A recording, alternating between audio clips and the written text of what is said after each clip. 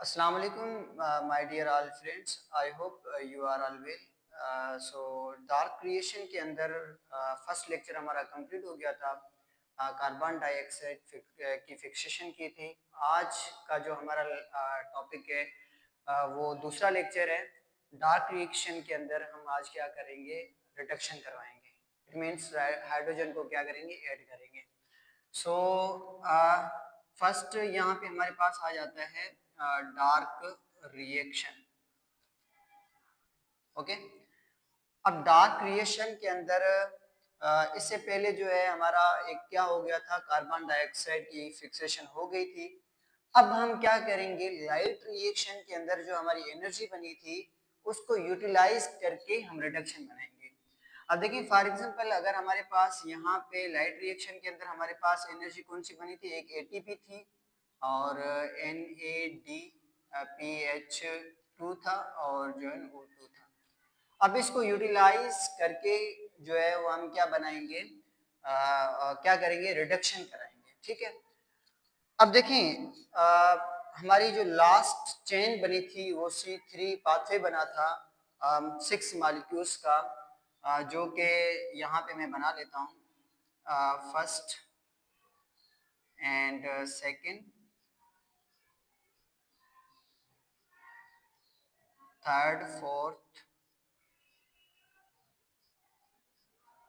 And six. Okay, 6 molecules थे और carbon की चेन कितनी थी, 3 कार्बन की चेन थी, ये याद रखना। ठीक है, अब इसके साथ जो है वो फास्फेट अटैच था।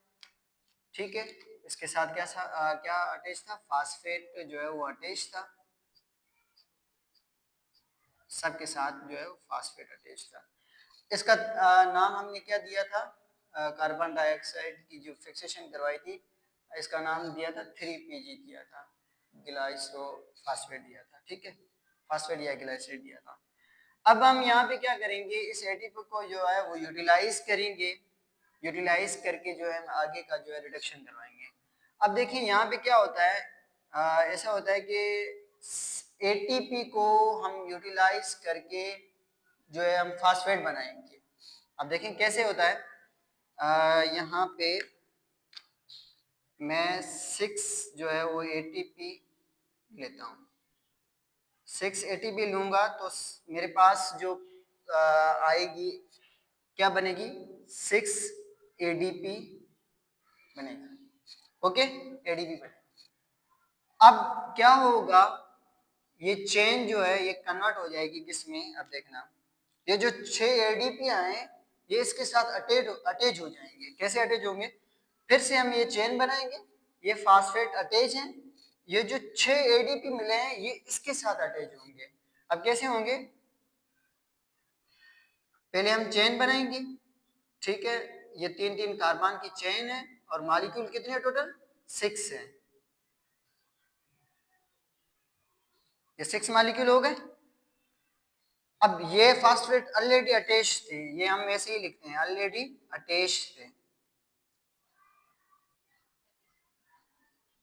अब यहाँ पे जो हमारी एडीपी बनी है वो एडीपी 6 एडीपी मिले हैं, वो यहाँ पे अटैच हो जाएंगे।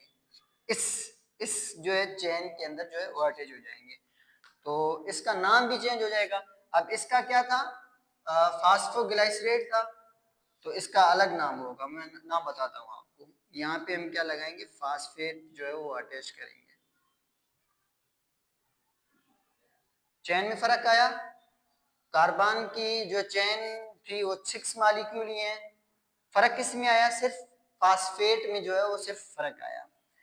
अब यहाँ पे इसका नाम क्या हो जाएगा, इसका नाम यहाँ पे हो जाएगा 13BPG। अब 1 पे भी अटैच है, सेकंड पे भी अटैच और 3 पे भी अटैच है, बी आगे ऐड किया है। बिस, बी का मतलब है बिस, बिस मतलब 2, बी का मतलब क्या है, बिस। अब बिस का मतलब क्या होता है, 2। ठीक है, पीजी का मतलब आपको पता है, फास्फो फास्फोग्लाइसरेट है, क्या है। अब क्या है कि जो है हमारे पास यहाँ पे क्या प्रोडक्ट बन गई है, 6 ATP से यूटिलाइज होकर 6 जो है वो ADP बने हैं। तो इसका मतलब फास्फेट जो है वो अटैच हुए हैं सेकेंड, तो इसका नाम क्या हो जाएगा, BPG हो जाएगा, बिस फास्फेट ग्लिसराइड हो जाएगा। अब क्या होगा, अब हम NADP, ये तो हमने यूटिलाइज कर लिया, अब क्या करेंगे, NADPH2 को यूटिलाइज करेंगे। अब NADPH को यूटिलाइज करेंगे, आपको पता है, तो हमारे पास क्या बनता है, रिडक्शन होता है। रिडक्शन का मतलब ये होता है कि हाइड्रोजन ऐड होंगे। अब क्या करेंगे, नेक्स्ट स्टेप क्या होगा, अब देखना आप पे यहाँ पे, आप जो है NADP एंड H2 को जब यूटिलाइज करेंगे तो आपके पास क्या होगा, NADP प्लस हाइड्रोजन आयन आ जाएंगे, मतलब हाइड्रोजन ऐड हो जाएंगे। अब यहाँ पे क्या होगा, ये जो आपने फास्फेट अटैच करवाए थे यहाँ पे ADP, ये आपके साथ, ये आपके पास क्या हो जाएंगे, 6 जो है वो क्या हो जाएंगे, फास्फेट रिमूव हो जाएंगे, क्या हो जाएंगे, रिमूव हो जाएंगे। ओके, अब जब ये रिमूव होंगे तो चेन भी आपको पता है अलग बनेगी। अब क्या होगा, जब ये वाले जो है रिमूव होंगे, ये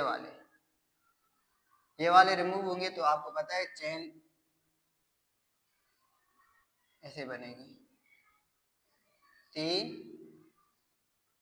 4 5 6, ठीक है।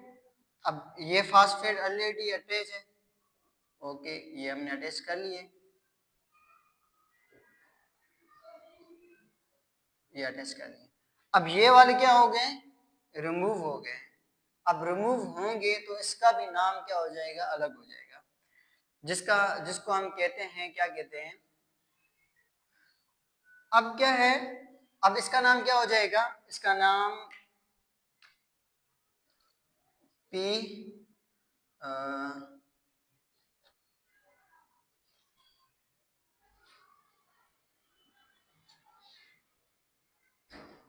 G3P, ठीक है, ये नाम हो जाएगा। अब ये नाम होने की वजह से आप, इसका नाम क्या होगा, G3P हो जाएगा। अब चेन सेम है, 6 मॉलिक्यूल्स हैं, और चेन कार्बन की कितनी है, 3 है कार्बन की चेन। अब इसका नाम क्या हो जाएगा, 3-फास्फोग्लिसरल अल्डिहाइड, 3-फास्फोग्लिसरल अल्डिहाइड। तो ये हमारे पास यहाँ तक जो है वो क्या कंप्लीट हो जाता है। यहाँ पे हेडिंग तो दी नहीं, जिसको हम कहते हैं रिडक्शन कहते हैं, क्या कहते हैं, रिडक्शन। तो यहाँ पे क्या हो जाएगा, रिडक्शन का प्रोसेस कंप्लीट हो जाएगा। नेक्स्ट लेक्चर में जो है हम पढ़ेंगे रीजनरेशन। रीजनरेशन का मतलब है कि दोबारा उसको उसी फॉर्म के अंदर लाना। तो ये पूरा प्रोसेस जो है वो किसके अंदर होता है, डार्क एशिया के अंदर होता है। Thank you so much.